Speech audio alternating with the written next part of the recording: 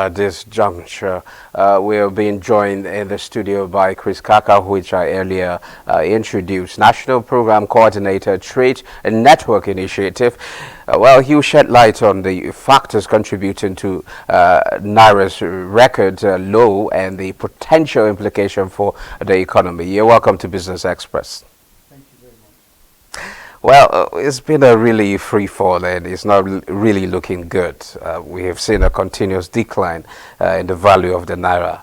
It was sold, was it on Monday at the official market, around more than 1,300 Naira to a dollar. Looks like so much pressure on the demand for dollars. Yes, it is. I think you're stating the obvious. There's a lot of pressure on the Forex as we have it at the moment, and it's becoming worrisome because you walk into shops now, people hardly have the price tags of things on them anymore because the next few minutes the price could have actually changed, and it's actually affecting the economy adversely. It's discouraging investors because people don't like to invest where there is no stability, where they cannot predict what can happen the next minute. And the volatility itself, central bank is doing the much it can, but I think we're not feeling the bite of the policies they're actually putting in place, and it's important. More efforts need to be doubled to actually address the current rise in the devaluation of the Naira, as it were. Well, so some people say this may be somehow unconnected. I mean, connected to speculators, work of speculators. Do you agree? Well, while one might say such, you can't categorically make that statement because you do not have the evidence on your hands. But then it is also good to say that the volatility of the Forex itself also shows that what is really happening is beyond transactional needs, and that there are speculators who are actually outside there that are also fueling the pressure on the Forex. And so it will not be out of place for anybody to put on the table the fact that speculators are also bringing pressure on the Forex as we have it at the moment. But beyond that is the fact that the unfortunate decision by the government to lift the 41 items that were banned from accessing the Forex by previous administration. I do not know what business case they provided for it, but such has come to put even greater pressure on the Forex itself. If you look at some of the items, there are items that are substitutes that can be produced locally. You see things like cements, you see things like toothpicks, you see things like vegetable oils. These were items that were actually delisted from accessing Forex at the official rate because they were putting unnecessary pressure on the Forex, and it was important that they actually removed them in light of the fact that we are also battling with the idea that the supply of Forex itself is also not as expected in Nigeria. So these are some of the issues. So speculations cannot be removed out of it because the volatility itself and the way it moves also shows that what is going on is beyond transactional need of Forex. There are speculators sitting down somewhere and hoping that the figures changes so they can actually make some quick gains out of it. Now, there has been several interventions by the central bank recently to clear FX backlog. Do you see this stabilizing the market in the short run? Yes, it is, because the pressure, the backlog of Forex was actually a big problem. Central bank had a huge problem on its hand. And the implication of that is that when you say this is our current status of foreign reserve, it is not a true reflection of what it is, because a sizable portion of it is a subject of a contract existing somewhere that at the time of determination of it, that Forex will drop. So it's like having 100 million naira in your account and 90 million naira of that amount of money belongs to somebody else. And it's to be paid at a particular point in time. Because that date has not arrived, it seems as if you are the owner of the 100 million naira, but in fact you are not the owner, because the contracts are to be honored, and when the time comes it actually goes. So that's exactly what we have at the moment here right now. So how do we go about addressing this kind of issue? Because there has been several conversations that we had.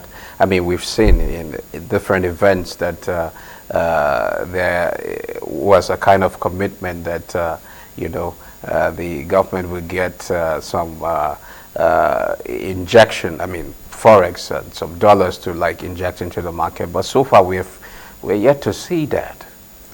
Well, I think government is actually doing the much it can in injecting Forex. If you remember recently, in fact, the backlog government is paying now is a product of a loan. It actually took from the African Import-Export Bank. That's about 2.25 billion US dollar. That's what he's spending now to actually pay off these backlogs.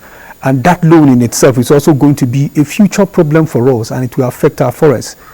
But perhaps for now, we are trying to use it to settle the pressure we have. If the pressure on the forest can be reduced, the idea is to see how actually the Naira itself can actually appreciate a little bit.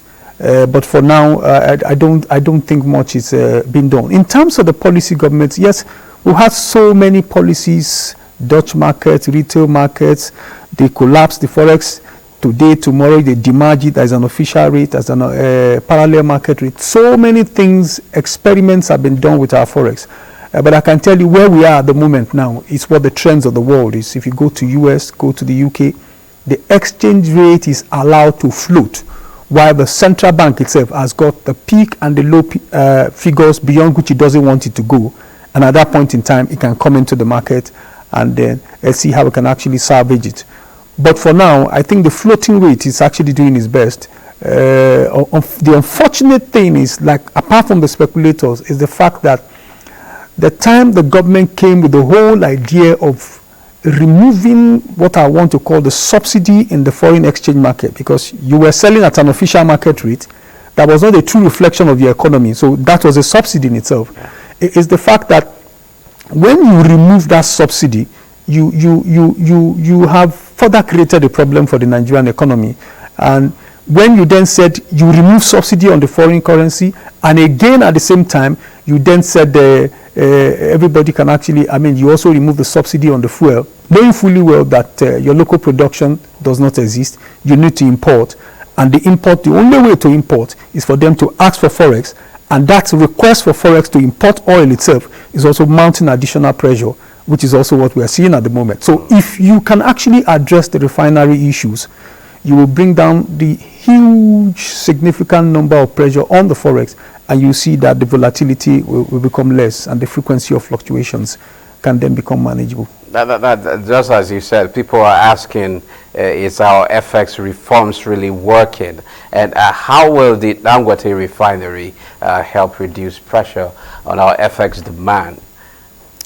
I think two things. The Dangote refinery, I think it has about 650,000 barrels production per day, which is the full capacity of it. Obviously, when it started production, I hear it started producing diesel and the rest of them. As a way of testing the system, you will always be working at below full capacity, which is what it's doing at the moment.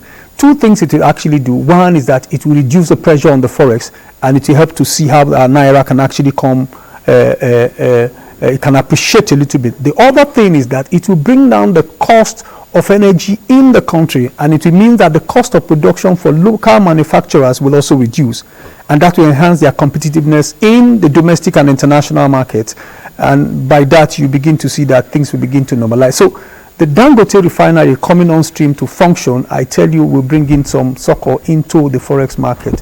But beyond that, we're still expecting the government to see how the national refineries can begin to work, because Dangote alone will not be able to satisfy the market, even though at full capacity it will meet the full demand, but at the moment its production is not going to be able to do that.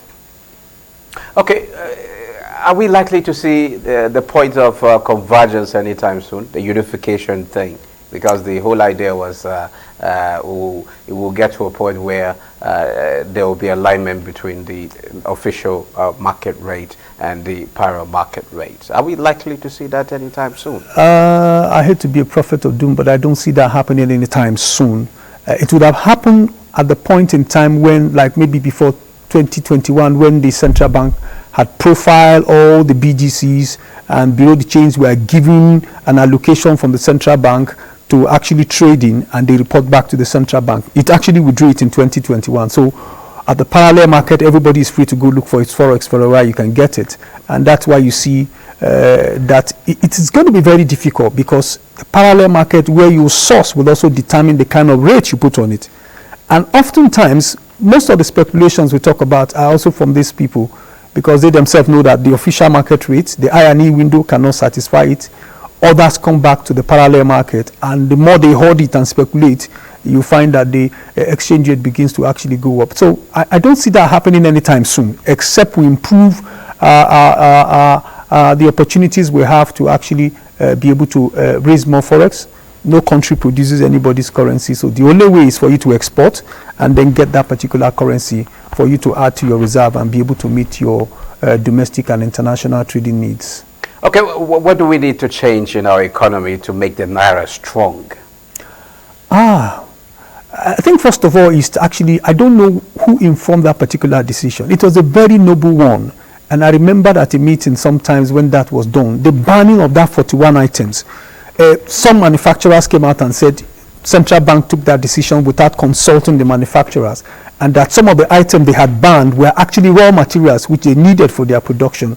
And so banning it without consulting them meant that you were going to increase their cost of production. But the truth is, we need to sit down with the industry players and say, look, these are the items we have. Some of these things we've got domestic capacity to do. We want to remove them from assessing and putting pressure on the thing. That's the first thing we really need to do. We need to do a cost-benefit analysis. I'm wondering why you want to go ask for Forex and the central bank will give it to you when you know what you want to import is a toothpick. You want to import vegetable oil. You want to import zinc. It's a little bit funny to hear. That we can produce. Yes, these are things we can produce. And on banning those items without proper plan, we're just putting more pressure. So like I said, I don't know what informed that particular decision, but I expect them to undo that. That's one. Two is that, look, we've got to get the refineries working. The major thing putting pressure on the Forex as we have it today is the importation of fuel. The moment you remove the subsidy, and yet you know you don't have the domestic capacity to produce for now, people will import. There is nowhere else they get the money. They go back to the reserve and pull from it. Central bank will release it. And as long as you continue to do that, leave speculators alone, they've got their role. In fact, how significant is the much of the role that speculators play? It is that particular one. So if you fix the refineries, you find that everything will be fine. Two things it will do. It will reduce the pressure on the Forex. It will also bring in more Forex into Nigeria.